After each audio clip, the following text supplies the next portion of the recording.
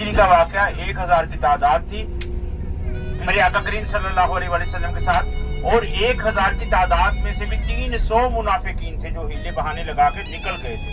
مسلمانوں کی کتنی تعداد باقی بچی؟ 700۔ مشرکین کا 3000 کا لشکر تھا کافروں کا۔ بڑی شدید اس میدان میں لڑائی ہوئی، کفار ایک دفعہ میرے بہن بھائی جو میدان چھوڑ کے بھاگ گیا، مسلمانوں کو اس ٹائم فتح ہوئی۔ اللہ کے حبیب صلی اللہ علیہ وسلم نے ایک پہاڑی، آپ کو چل کے وہاں کتنی تعداد ہے؟ مشرکین کی 3000 کی تعداد، بڑی شدید میں نے بتایا لڑائی ہوئی اور کفار ایک دفعہ میدان چھوڑ کے بھاگ گیا، مسلمانوں کو فتح ہوئی۔ صحابہ کرام جو پہاڑی کے نیچے تھے مال غنیمت اکٹھا کر، اللہ کے حبیب نے پہاڑی والوں کو فتح کیا حکم دیا تھا؟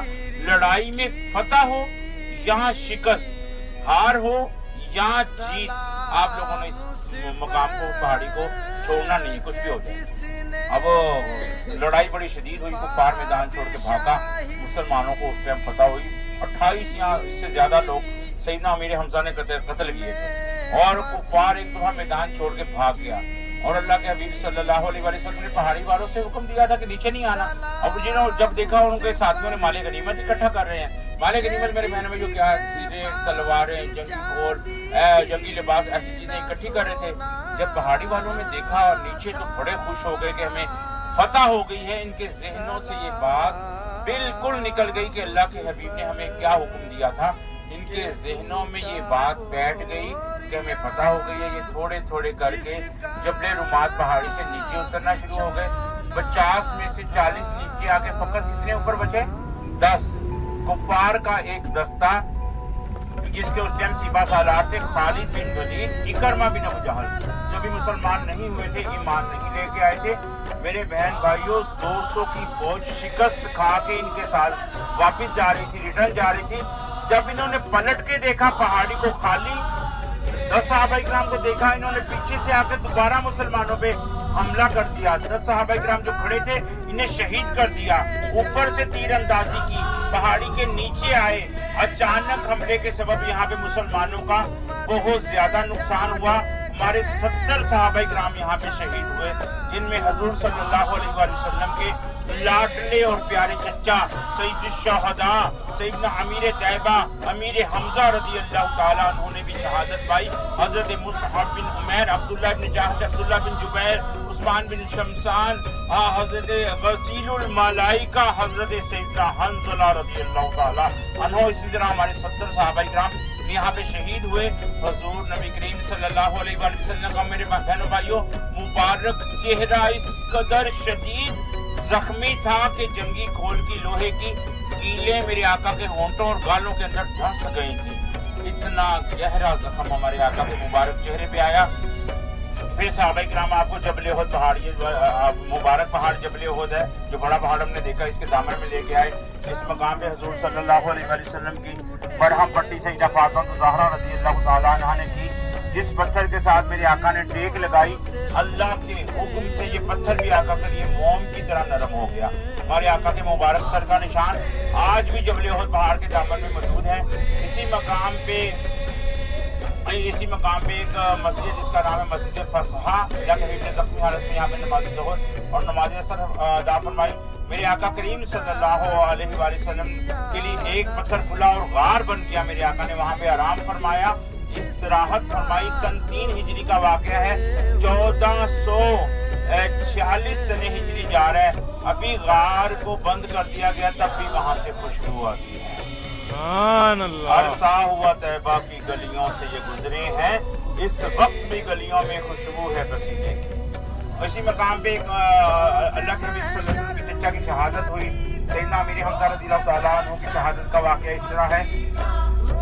ہندا ابو سفیان رضی اللہ تعالیٰ عنہ کی بیوی ہندا، ان کے ایمان لانے کے پہلے کا واقعہ بھی ہے، اس سے مسلمان نہیں ہوئی تھی، ایمان نہیں لے کے آئی تھی۔ ان کے بھائی اور باپ کے سیدنا امیر حمزہ رضی اللہ تعالیٰ عنہ نے غزوہ بدر کی لڑائی میں قتل کیے تھے۔ ہندا نے جب یہ مسلمان نہیں ہوئی تھی، دل میں یہ بغض رکھا تھا کہ معاذ اللہ استغفر اللہ، امیر حمزہ رضی اللہ تعالیٰ عنہ کا کلیجہ چباؤں گی۔ انہوں نے قسم کھائی۔ ان کے خاندان کے غلام تھے وحشی بن حرب، جو نیزہ مارنے میں بڑے ماہر تھے، بڑا نشانہ تھا۔ اس لڑائی کے دوران انہوں نے اپنے غلام کو لالچ دیا کہ میں آپ کو مالا مال کر دوں گی، ریشم میں لپیٹ دوں گی، بہت سارا مال دوں گی، آپ کسی طرح امیر حمزہ رضی اللہ تعالیٰ عنہ کو شہید کر دیں۔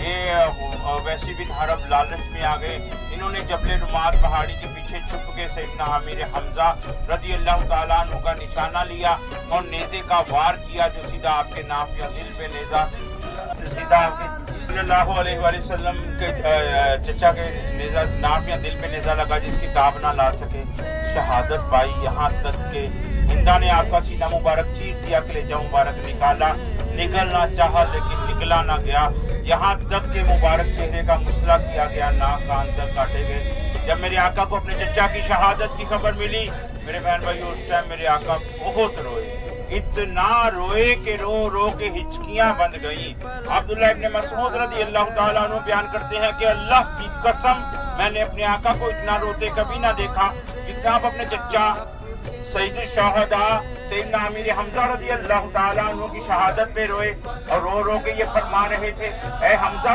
تو اللہ عز و جل کا شیر تھا، تو اس کے محبوب کا شیر تھا، اے نیک اعمال کرنے والے حمزہ، اے محافظ حمزہ، یہ رو رو کے فرما رہے تھے۔ اتنے میں جبریل امین علیہ السلام حاضر ہو کے عرض کرتے ہیں کہ یا رسول اللہ صلی اللہ تعالیٰ علیہ وآلہ وسلم، اللہ تعالیٰ فرماتا ہے میرے حبیب سے کہو کہ اپنا مبارک چہرہ آسمان کی طرف کرے کہ ہم نے ساتوں آسمانوں پہ آپ کے چچا سید الشہداء سیدنا امیر حمزہ رضی اللہ تعالیٰ عنہ کے نام کی تختیاں لگا دی۔ سبحان اللہ، اسعد اللہ واسعد الرسول، اللہ کا شیر اور اس کے محبوب کا شیر ہم نے ساتوں آسمانوں پہ چرچا کر دیا ہے۔ آپ کی چچا سید الشہداء سیدنا امیر حمزہ رضی اللہ تعالیٰ عنہ کے نام کا خالد بن ولید، اکرمہ بن ابو جہل، یہ بھی بعد میں مسلمان ہو گئے تھے، ایمان لے آئے تھے۔ ہندا اور وحشی یہ بھی بعد میں مسلمان ہو گئے تھے، ایمان لے آئے تھے۔ ایمان لانے کے بعد جب آقا کے سامنے ایک دفعہ آئے تو میرے آقا نے فرمایا کہ تم لوگ میرے سامنے نہ آیا کرو، جب تم میرے سامنے آتے ہو مجھے اپنے چچا کی یاد آنے لگتی ہے۔ اللہ کے حبیب صلی اللہ علیہ وآلہ وسلم کی جو صحابہ پہاڑی سے نیچے آئے تھے، جبل رمات پہاڑی سے، اور اللہ تعالیٰ نے جو ان سے لفظش ہوئی، اللہ تعالیٰ نے قرآن پاک کے چوتھے پارے میں ان کی لفظش کو معاف فرما دیا۔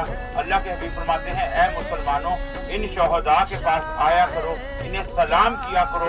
پھر فرماتے ہیں خدا کی قسم قیامت تک ہر آنے والے کے سلام کا جواب دیتے رہے۔ شہداء اپنی قبروں میں زندہ ہیں، یہ کھلائے اور پلائے جاتے ہیں، ہمیں ان کی زندگیوں کے بارے میں کچھ شعور نہیں، قرآن پاک کا فیصلہ ہے۔ ایک دفعہ یہاں پہ سلام کر لیں، السلام علیکہ، السلام علیکہ یا سید الشہداء، یا سید الشہداء سیدنا امیر حمزہ سیدنا امیر حمزہ رضی اللہ تعالیٰ، رضی اللہ تعالیٰ، السلام علیکم، السلام یا جمیع علیکم شہداء احد، یا جمیع شہداء احد، رضوان اللہ رضوان اللہ تعالی اجمعین ورحمۃ اللہ ورحمۃ اللہ وبرکاتہ۔ وبرکاتہ۔ ابھی انشاءاللہ میرے ساتھ چلیں وہاں پہ جا کے یہ ہے عظمت رب نے تم پر، یہ ہے عظمت رب نے تم پر، یہ ہے عظمت رب نے تم پر قرآن اتارا۔ آقا تیرو سلام ابو ہمارا، آقا تیرو سلام ابو ہمارا۔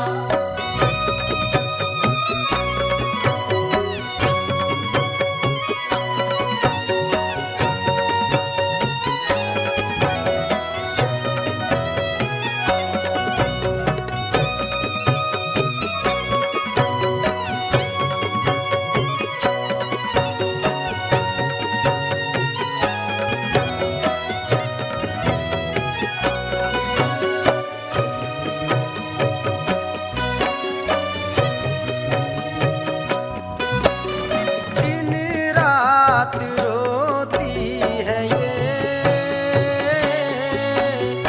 امت تمہارے لیے۔ الحمدللہ اس ٹائم ہمارا رہبر ٹور کہاں پہنچا ہے؟ سید الشہداء کے خدموں میں پہنچا ہے۔ اللہ تعالیٰ ہمارا سفر قبول فرمائے اور ہمارے لیے سفر میں آسانیاں پیدا فرمائے، جنتی پہاڑ بھی ہمارے سامنے ہیں۔ تو میرے بہن بھائیوں، میں عرض کر رہا تھا کہ یہ پہاڑ کے بارے میں نے 2-3 دفعہ آپ کو بتایا کہ یہ جنتی ہے۔ کیا بتایا اس کے بارے میں؟ اس کے بارے میں اللہ کے حبیب کا فرمان ہے، ھذا احد جبل یحبنا ونحبہ، کہ یہ جبل احد ہم سے محبت رکھتا ہے، ہم اس سے محبت رکھتے ہیں، بروز قیامت یہ جنتی دروازوں پر ہوگا۔ हैं, ये सारा जन्नती। और 8 से 11 मील तक लंबा, ये छोटा सा ना समझे, बहुत बड़ा ये पहाड़ है। और इसकी शेबो शक्ल जो है लफ्ज़ मोहम्मद है। और जो सेटेलाइट के जरिए से जब पिक्चर दी गई ना, तो इसकी शेबो शक्ल लफ्ज़ मोहम्मद बनती है। तो ये देखें, ये मस्जिद का मीनारा दिख रहा है सामने बिल्कुल, उसके साथ ही साया नज़र आ रहा है, पहाड़ का साया नज़र आ रहा है छोटा सा। हाँ, वो साया राउंड गोल हो रहा है पहाड़, वहाँ पे नीचे वो मुकाम है जहाँ मेरे आका करीम सल्लल्लाहु अलैहि वसल्लम के लिए पहाड़ खुल गया था, गार बन गया था। मेरे आका ने आराम फरमाया, इस्तिराहत फरमाई।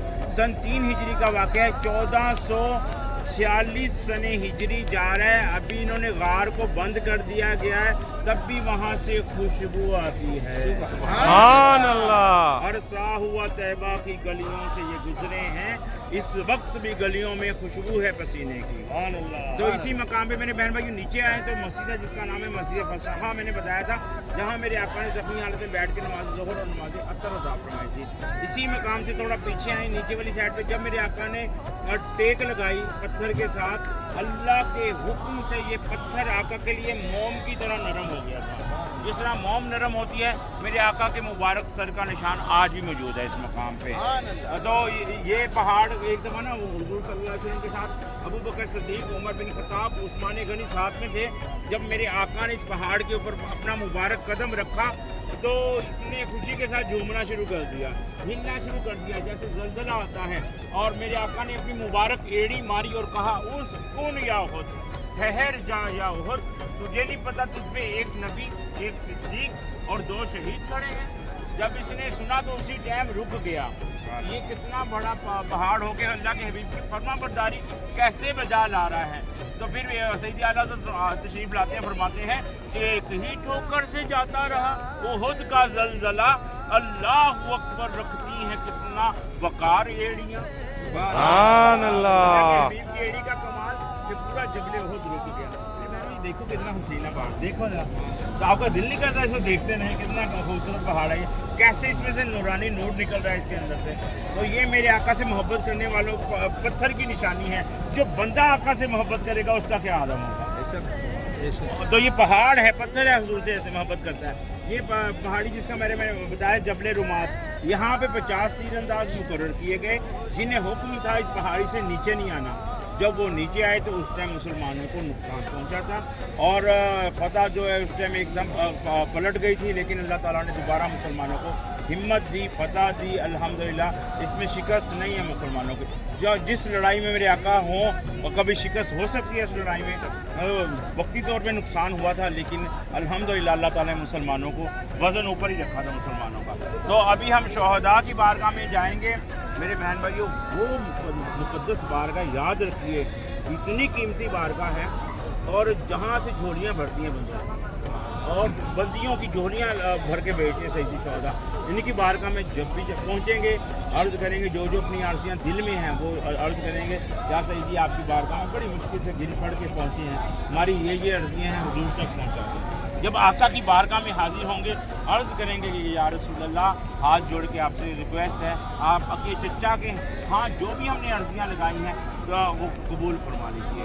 मेरे बहन भाइयों, जो भी दुआ करेंगे कबूल होगी। जो